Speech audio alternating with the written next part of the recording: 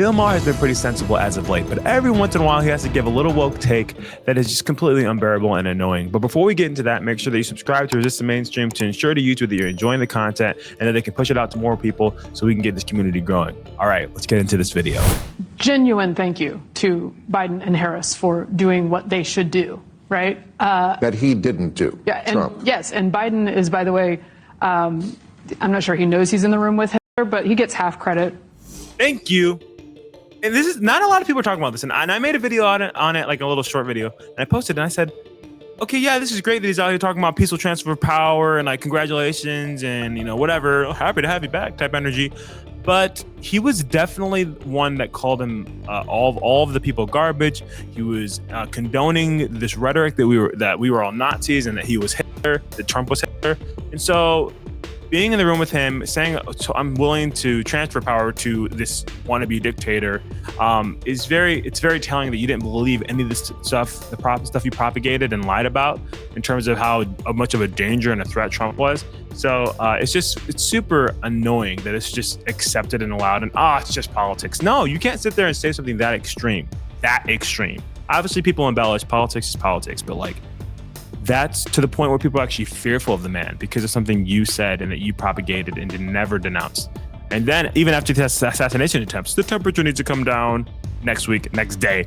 He's a threat to democracy. So it's like, okay, but like she hit the nail on the head there. It's like, wow, he's in the room with Hitler and he's like, it's fine. For doing this peacefully, right?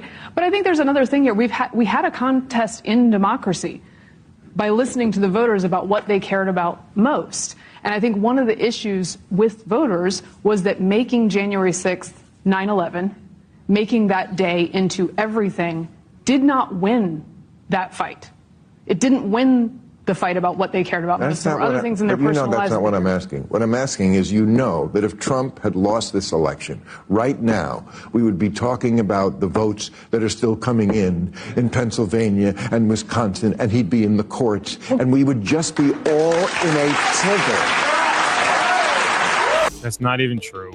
Also, to our point to January 6th, it's so interesting how we care so much more about our politicians than our American citizens or our Black American citizens, right? Because all these BLM riots that happened the same year when all these people, Black-owned businesses were being destroyed, looted, and rioted on. People have died. Cars are getting burnt down to a crisp. Like, all this stuff is happening, and we have President Biden condoning it, Tim Walz condoning it, all these people like out here like justifying the behavior because of a racial injustice. It's like, okay, so that doesn't matter. All those American people that were affected by it doesn't matter. But we stormed the Capitol, even though a lot of them just kind of walked in.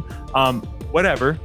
And it's like it's like you can't get mad about the January 6th and then not get mad about the riots. But there's that on that. Also, what Bill Maher is saying here about how he would be freaking out. No, 2020 was a very, very interesting time because we had to deal with the pandemic. We had to deal with a new form of voting that wasn't as popularized. Like, people may have done mail-in ballots, but it was nowhere near to the level that it was. And everyone was getting sent regardless of whether they wanted to do it or not, being sent to them.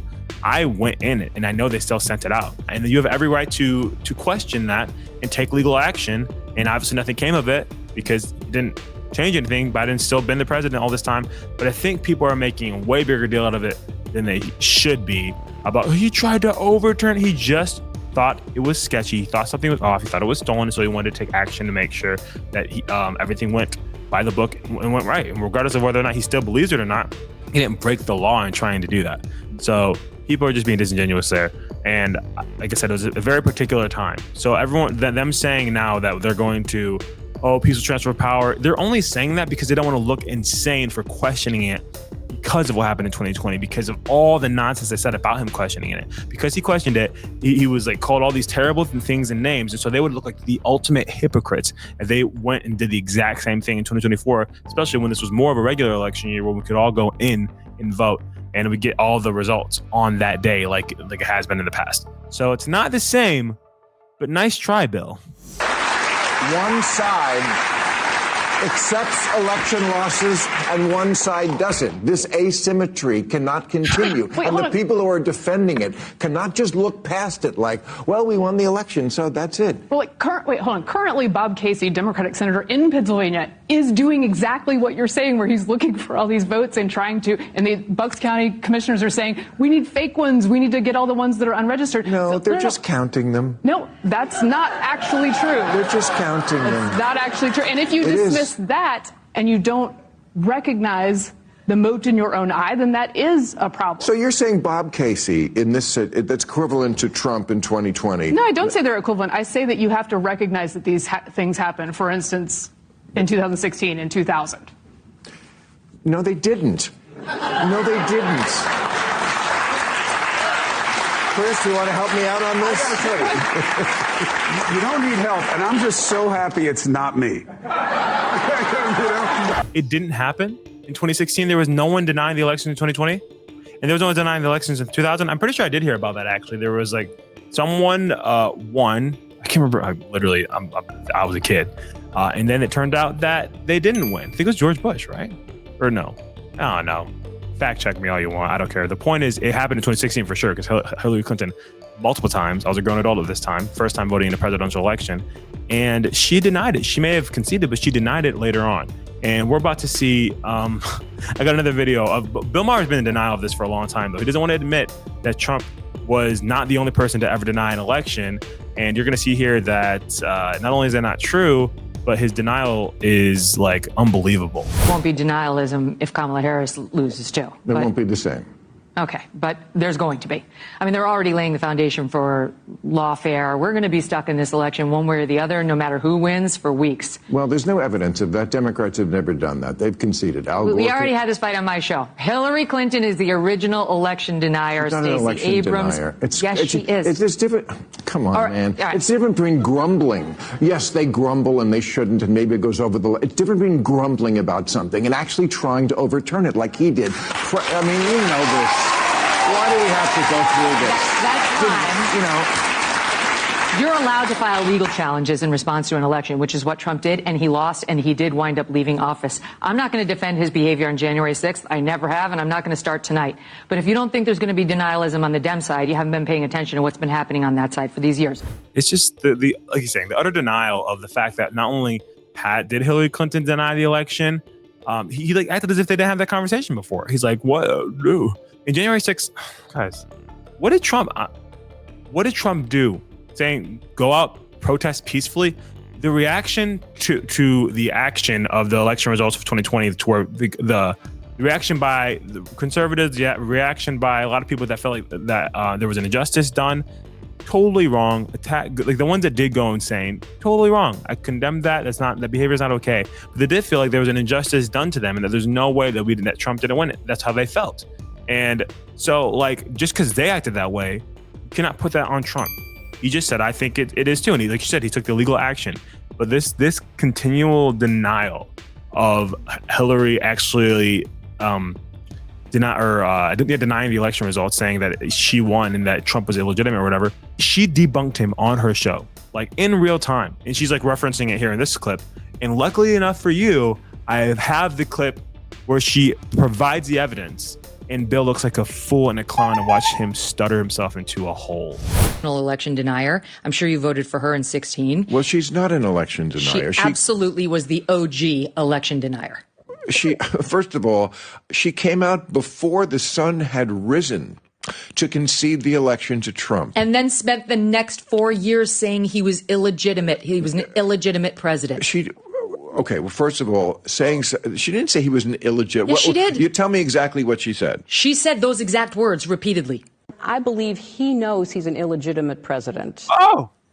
Okay. I mean, she can. Okay, what, Bill? Okay, what? Was that grumbling? I believe that he knows he's illegitimate, aka I won. I'm the winner. It's me. Hi, I won the election. Trump did not. I mean, she knows she didn't, so that's why she actually didn't take any legal action. The difference between her and Trump is Trump actually felt like something wrong happened. But even when She provides the proof. Watch him freak malfunction. Conceded the election. Whether you're interpreting her disappointment at losing it as the same thing as Trump not conceding it, I don't know if that's where you're getting it from. But again, it's a tremendous false equivalency. You could ask Hillary Clinton right now who won that election. She will tell you. Donald Trump won the election. Now she knows she has to because of what Trump has done. She came out that night she in her dark election. purple suit and conceded the election. Correct. And then spent the next 4 years trying to convince us it was not legitimate. You can run the best campaign. You can even become the nominee. And you can have the election stolen from you.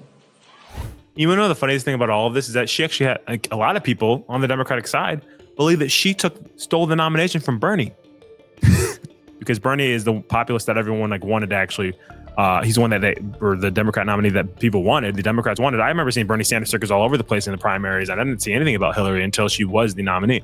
So it's interesting how you have allegedly stolen the election from Bernie, or the nomination from Bernie, and then you're claiming that you had the election stolen from you. And it doesn't matter, as Megyn Kelly was saying, it doesn't matter that he or that she conceded. If you're going to go backtrack on your concession and be like, actually, he's the illegitimate president. I ran the perfect campaign. I won the nomination, and had it stolen from me. Verbatim, she said that. So you can't say that it's not the same. It literally is the same. Only thing is Trump took legal action, and then he lost. That's the only difference. And so Bill Maher's being super disingenuous and cannot the liberal part of his brain is just malfunctioning because it's facts and I have to defend my position even though I'm wrong. Sorry, Bill. She denied the election results, and so did Trump, and that's allowed on both sides, regardless of whether it's true or not, on both sides. And that's just the way. That's just the way it is. I was gonna say that's the way the cookie crumbles, but I don't know if that's an accurate term. So, anyways, if you enjoyed this, make sure that you comment down below your thoughts on the video. You can put Bill Maher as an L just for this video, though. He's done a lot of good things lately. I've said a lot of positive things, so I am happy that he's willing to see both sides, call out the left in a lot of ways. So we're allowed to disagree, right? So anyways, comment your thoughts down below. Make sure to subscribe so you can keep seeing our videos, and we'll see you guys next time. Peace.